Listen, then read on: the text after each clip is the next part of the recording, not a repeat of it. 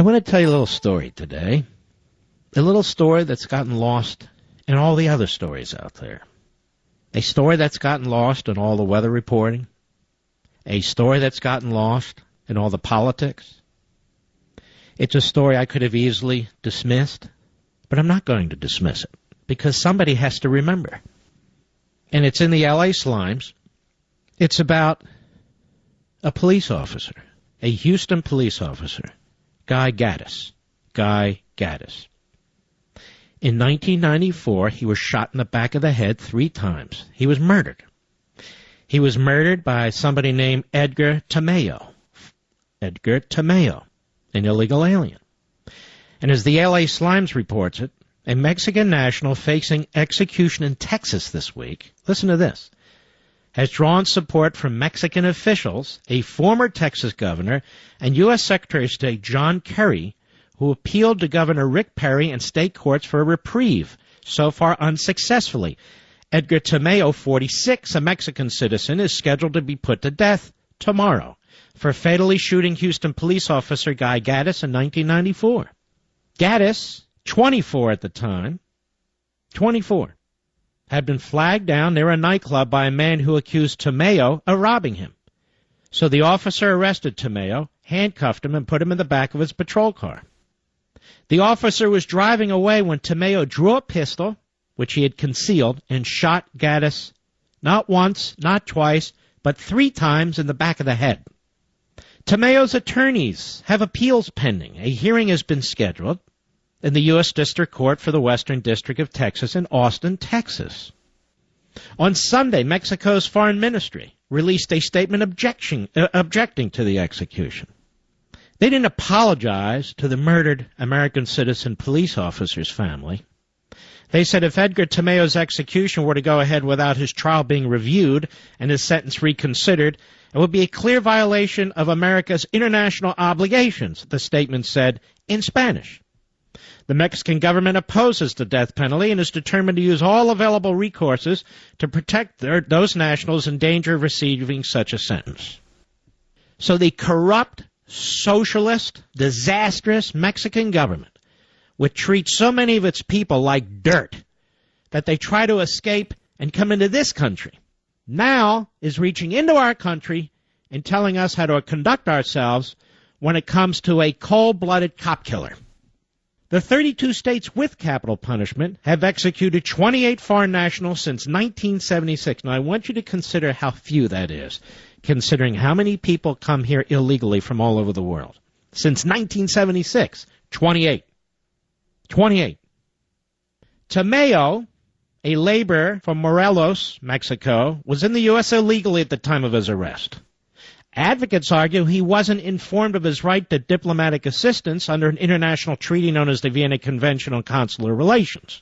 10 years ago, the UN, that disgusting, whatever, the UN's International Court of Justice, also known as the World Court, ordered the United States to reconsider the convictions of 51 Mexicans, including Tamayo, who've been sentenced to death row without being informed of their consular rights. They were treated like American citizens, ladies and gentlemen, read their rights. Read their rights, quote unquote. But they weren't given their consular rights. You would think if somebody comes here illegally, they would forfeit all the rest of the garbage.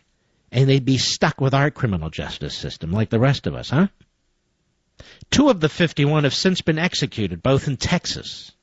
Jose Medellin, 33, was put to death in 2008 for the 1993 rape and murder of 2 teenage girls in Houston. Oh, how horrific of Texas. I want you to listen to this. Before his execution, President George W. Bush ordered Texas and other states to review the Mexican national's convictions.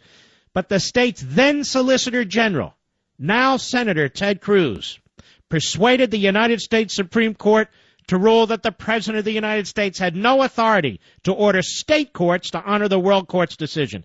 This is what George W. Bush wanted to do. The federal government to order state courts to comply with an international court. At the time, Tamayo and 9 other Mexican nationals were on Texas's death row.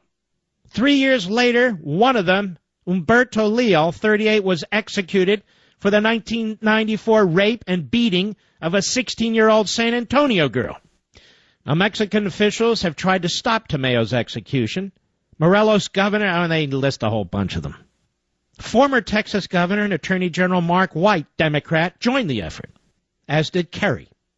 Last fall, Kerry wrote a letter to Governor Perry and Texas Attorney General Greg Abbott, urging them to reconsider Tamayo's execution because it could make it more difficult to help Americans in legal trouble abroad. So let me ask you this, folks. If an American shoots, an American is in Mexico illegally and shoots a Mexican police officer in the back of the head 3 times, why do we care?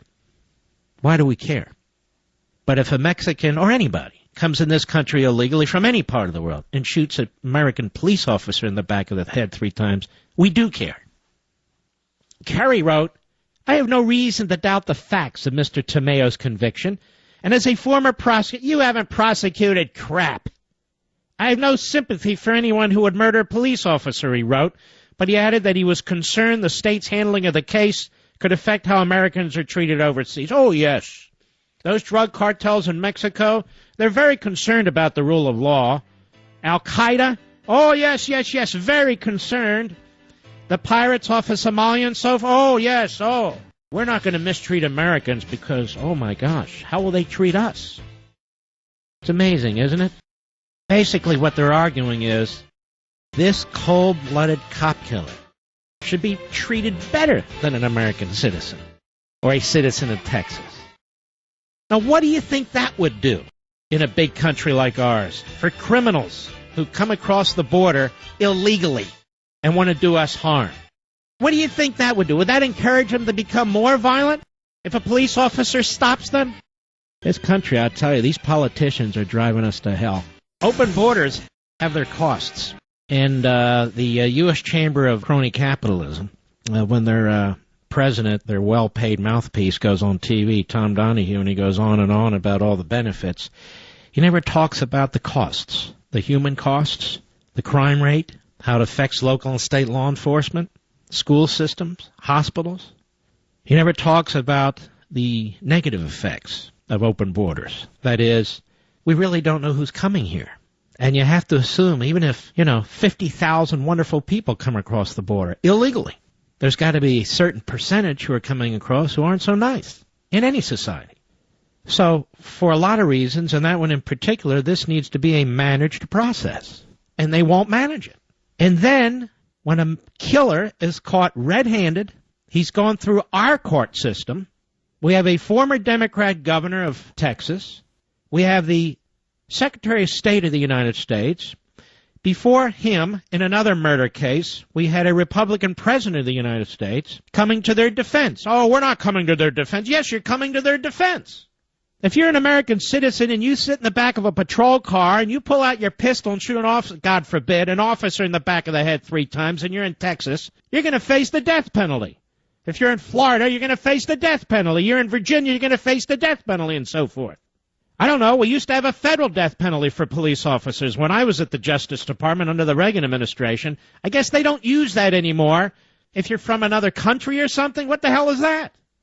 The Mexican government is one of the most corrupt governments imaginable.